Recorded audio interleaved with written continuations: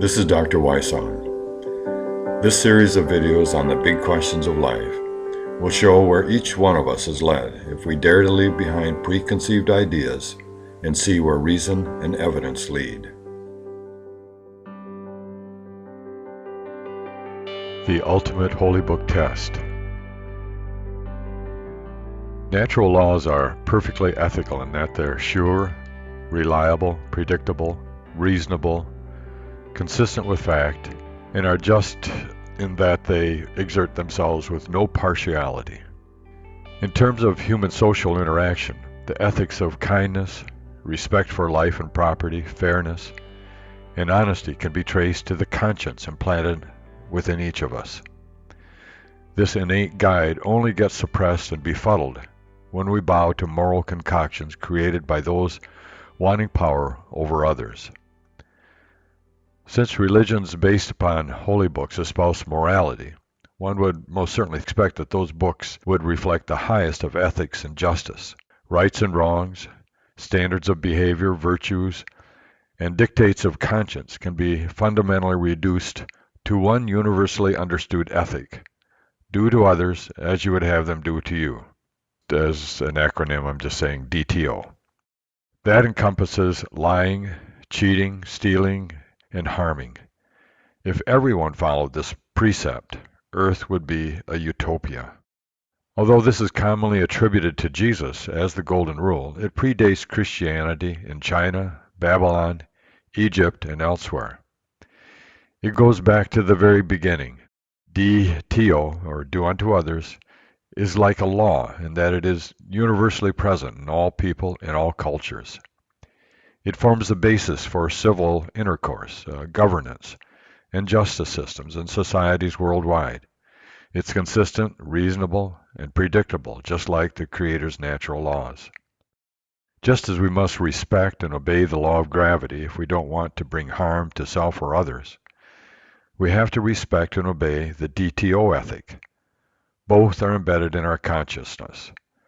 Conscience and ethical governor also reinforces DTO. Consciousness, conscience, free will, and the DTO ethic cannot be derived from the properties of atoms. They're placed within us by an intelligent and ethical agency.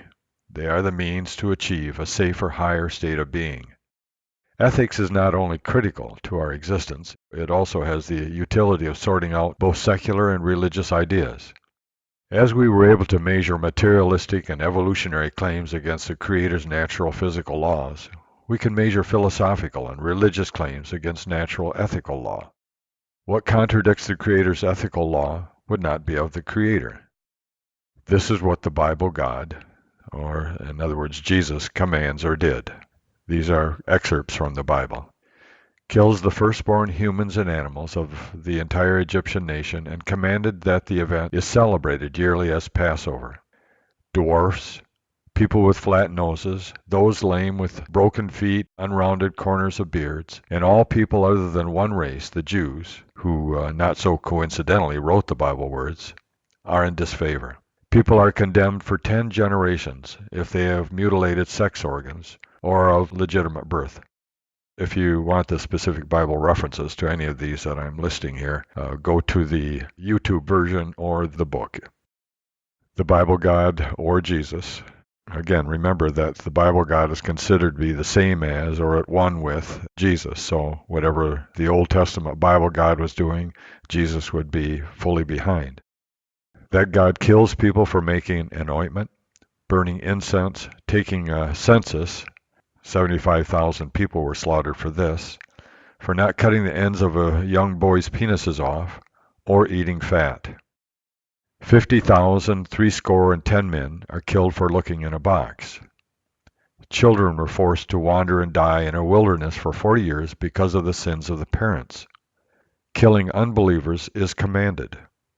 Children and their children, and a king who burned incense were condemned to leprosy.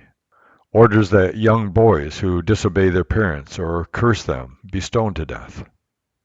The Bible God and Jesus starved people, opened the earth to swallow them when they desired to eat, and then sent a plague to kill 14,700 more who complained about it. killed people for working, gathering sticks, or profaning the Sabbath, induced snakes to bite people, and sent bears out of the woods to tear apart 42 children who called a man Baldhead, sent a famine that forced people to eat their children, and beheaded 70 innocent sons and put their heads in a pile as a lesson.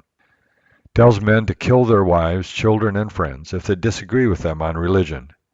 Commands no mercy be given and is wrathful if lives are spared. Condoned jail, lying to a man and then driving a tent peg into his temple while he slept. Is partial to one race and keeps them in good graces if they commit murder, bash babies to the ground, and rip open pregnant women. Condones the practice of incest, adultery, genocide, keeping concubines. Solomon had 300. Keeping and beating slaves, with the only limitation being not to injure their eyes or teeth. Commands the killing of adulterers and non-virgins brought to marriage. Commanded Jews to slaughter entire cities and to steal all their goods, kill and maim the animals, but keep alive the young virgin maidens for their pleasure. Equates love with having himself in the form of this God, supposedly equates love with having himself in the form of Jesus sacrificially tortured to death, and then guilt for this is collectivized by demanding that all people be responsible for the torture necessary to make amends for an original sin for which all humans but Adam and Eve had no part, but for which they are condemned to eternal torture in hell if they don't agree. We could go on and on. Christians, when confronted by such Bible atrocity, disassociate themselves by arguing that the Old Testament is figurative or old law and not relevant to them. But the Bible itself says adding to or taking away from it is punishable by death. Also, Christians consider the God of the Old Testament, as I mentioned, prefacing all of these, that God of the Old Testament is either the same as Jesus as part of the Trinity, or at least Jesus is in total the same as that Old Testament God. No Christian would argue that their God and Jesus disagree on anything. So what's attributable to God in the Old Testament is attributable to Jesus. None of this is to say Jews and Christians have been uniquely cruel and barbaric. They simply reflected the moral landscape of their eras. The Jews lived amongst Persians, Babylonians, Assyrians, Greeks, Egyptians, and other ancient cultures. Christians lived among Romans and others in which beheadings, rape, pillaging, ripping tongues out, impaling, skinning alive were very common events. It's important to note it was all done in the name of the respective gods. The practice by Jews and Christians of emulating surrounding cultures does not excuse the immorality, nor does it show the Bible God uniquely benevolent as commonly thought, much less consistent with the pure ethics and justice of the Creator.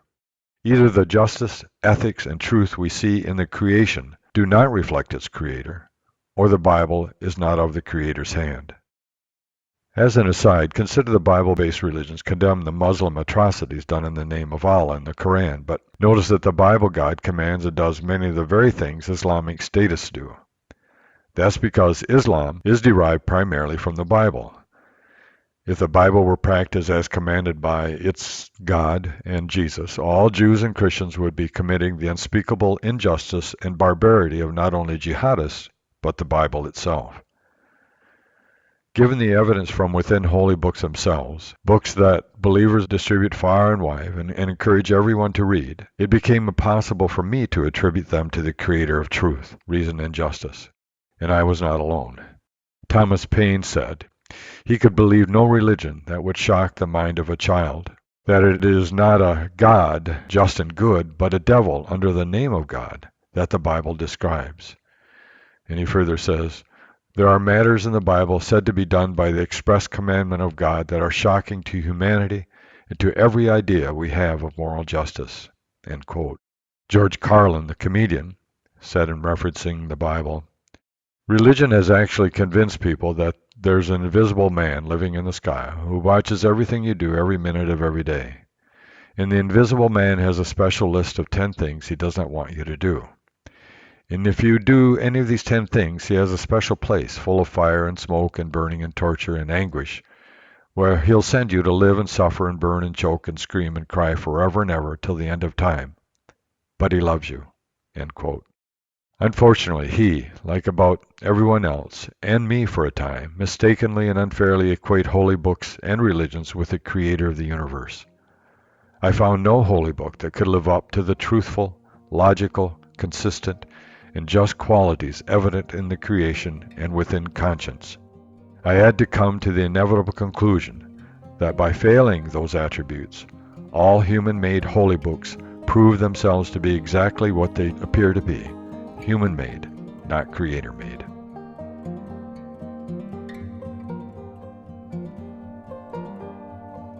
Thank you for listening. Keep in mind that solving the big questions requires foundations upon which truthful answers can be built, so please work through the series sequentially.